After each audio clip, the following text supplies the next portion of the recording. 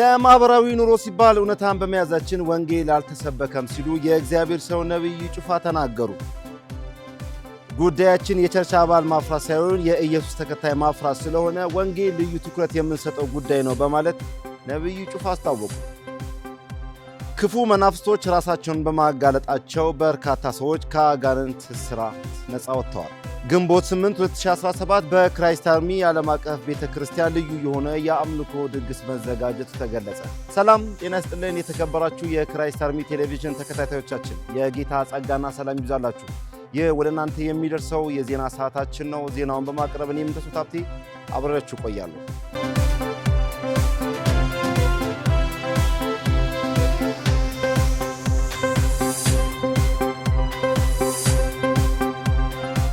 ለማህበራዊ ኑሮ ሲባል እውነታን በመያዛችን ወንጌል አልተሰበከም ሲሉ የእግዚአብሔር ሰው ነብይ ጩፋ ተናገሩ። ነብይ ጩፋ ይህን የተናገሩት ግንቦት 3 ዕለተ እሁድ በተደረገው መደበኛ የክራይስት አርሚ ዓለም አቀፍ ቤተክርስቲያን የስብከት ጊዜ ነው። ዝርዝሩን እንደሚከተለው ይቀርባል። ግንቦት 3 2017 በተደረገ የክራይስት አርሚ ዓለም አቀፍ ቤተክርስቲያን የእሁድ መደበኛ ፕሮግራም ላይ ነብይ ጩፋ ለማህበራዊ ኑሮ ሲባል እውነታን በመያዛችን ወንጌል እንዳልተሰበከ ተናግረዋል። በዕለቱም የእግዚአብሔር ክብር በኃይል የተገለጠበትና በርካታ ምዕመናን በተገኙበት መደበኛ ፕሮግራሙ እንደተከናወነና የጸሎት የዘማሪና የቃል ጊዜም እንደነበረ ተመላክቷል።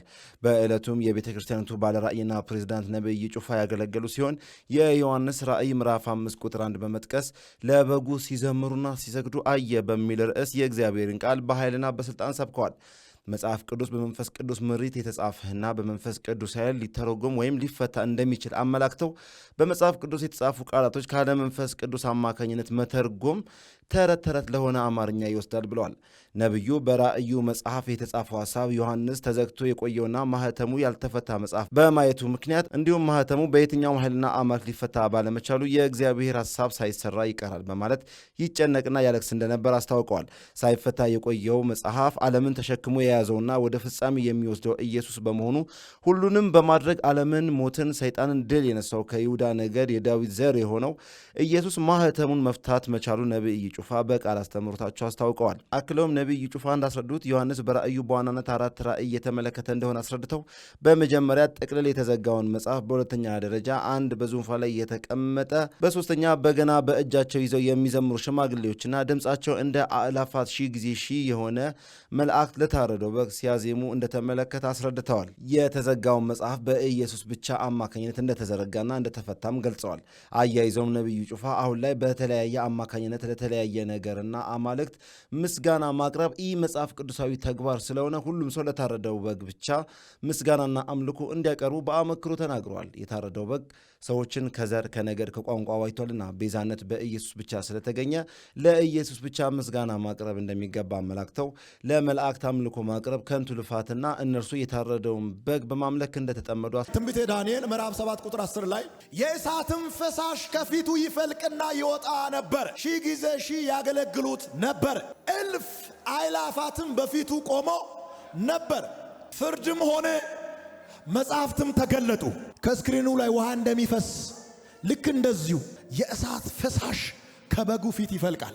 አሁን ይሄንን እያየ ያንተን ሻማ ፈልጎ ዞሩ የሚል መልአክ ይኖራል? ግራ ቀኝ ለማለት ጊዜ የላቸው። እየተደመሙ 24 አወር እንዲህ ማለት አይችሉም። ማይችሉበት ምክንያት ማለት ስለማይችሉ ሳይሆን በበጉ ፊት ያለው ግርማ ስለሚያስገርማቸው ዝቅ ብሎ ቀና ስሉ የበጉ ክብር ጨምሯል።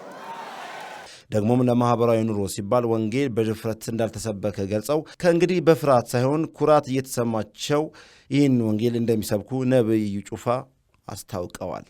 ለማህበራዊ ኑሮ ምናምን ተብሎ አልተሰበከም እኮ ኢትዮጵያ ውስጥ አልተነካም። ከዚህ በኋላ ድብልቅልቁ ይወጣል፣ ድብልቅልቁ ይወጣል አልኩኩ። ተከባብረ ተቻችለ ጌታ ከታች ሆኖ እንትና ከላይ ሆኖ ከረሜላ እየሰጠ በፍጹም አይዋጥልኝም። እስተንፋስ እስክትቋረጥበት ጊዜ ድረስ የበጉን ኃያልነት ነው የማውጀው።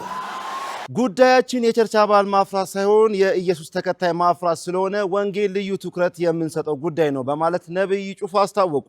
ግንቦት 3 2017 በተደረገ መደበኛ ጉባኤ 153 ነፍሳት ጌታን በመቀበል ወደ እግዚአብሔር መንግስት ተቀላቅለዋል።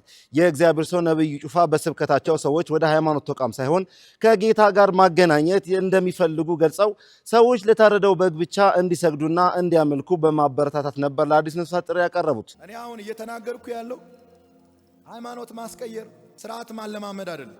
እኛ በየሳምንቱ ጌታን የሚቀበሉ ሰዎች እዚህ ጋር ብናኖር ቤቱ አይችልም። ከጌታ ጋር ማገናኘት ነው እንጂ ከኛ ቸርች ጋር ማገናኘት አይደለም ስራ። እንደዚህ አይነት ኔትወርክ የለም ቸርቻችን ውስጥ። ጌታን ትቀበላለህ፣ ከጌታ ጋር ተገናኝተህ ትማራለህ፣ ትጠመቃለህ፣ ደቀ መዛሙርት ትሆናለህ፣ የሱ ተከታይ ሆነህ ትቀራለህ። የኢየሱስ አባል ኮንክ በቂ ነው።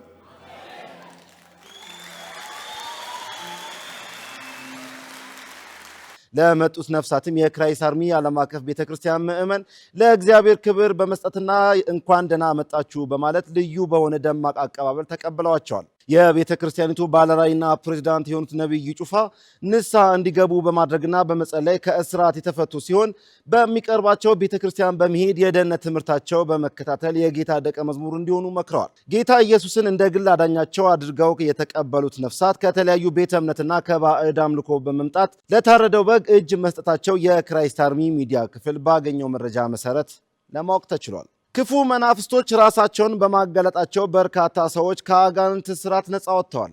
ዝርዝሩን ኢየሩሳሌም በዳዳ አዘጋጅተዋለች። ክፉ መናፍስቶች ራሳቸውና ስራቸውን በማጋለጣቸው በርካታ ሰዎች ከአጋንንት እስራት የወጡ ሲሆን የእግዚአብሔር ሰው ነብዩ ጩፋ የ666 መናፍስትን ጨምሮ ሌሎች ክፉ መናፍስትን መኖራቸውን በእግዚአብሔር መንፈስ ተረድቶ መናፍስቶቹ እንዲገለጡ በኢየሱስ ስም ስልጣን በማዘዙ የ666 መንፈስ ሰላቢ በመርጌታ የተሰራ መስተፋቅር መንፈስ እንዲሁም የሰዎችን በረከትና ቢዝነስ ጤናንም የያዙ አጋንንቶች ለቀው በመውጣታቸው በአጋንንት የተያዙ ወገኖች ነፃ ሊወጡ ችለዋል። የእግዚአብሔር ሰው ነብዩ ጩፋ በአጋንንት ስራ ለተያዙ በሚጸልዩበት ወቅት አንዲት እንድታብድ መስተፋቅር የተሰራባት ወጣት ነፃ ወጥታለች።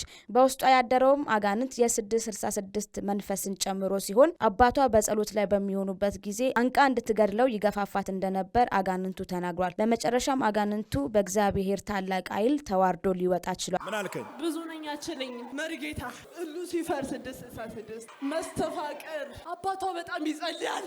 አባቷን ነቅለኛል 666 ማርት መርጌታ ተዋት፣ አታሰቃያት። በተያያዘም ዜና የምስክርነት ጊዜ ነበረ ሲሆን ከቦንጋ የመጣ ወንድም ከዚህ ቀደም በክራይስት አርሚ ዓለም አቀፍ ቤተክርስቲያን በመገኘት የተጸለየበት ዘይት በመውሰዱ ከ2 ዓመት በላይ የተያዘበት ገንዘብ የተለቀቀለት ሲሆን በአሁኑ ወቅት የመኪና ባለቤት ሊሆን እንደቻለ በመጥቀስ ምስክርነቱን ሰጥቷል። ግንቦት 8 2017 በክራይስት አርሚ ዓለም አቀፍ ቤተክርስቲያን ልዩ የሆነ የአምልኮ ድግስ ተዘጋጀ። ከዚህ ቀደም በቤተክርስቲያኒቱ ለረጅም ጊዜያት ሲካሄድና ሲደረግ እንደመጣ የቆየው ይህ የአምልኮ ድግስ አሁንም በተሻለ ክብርና ምስጋና እንደሚደረግ ለማወቅ ተችሏል።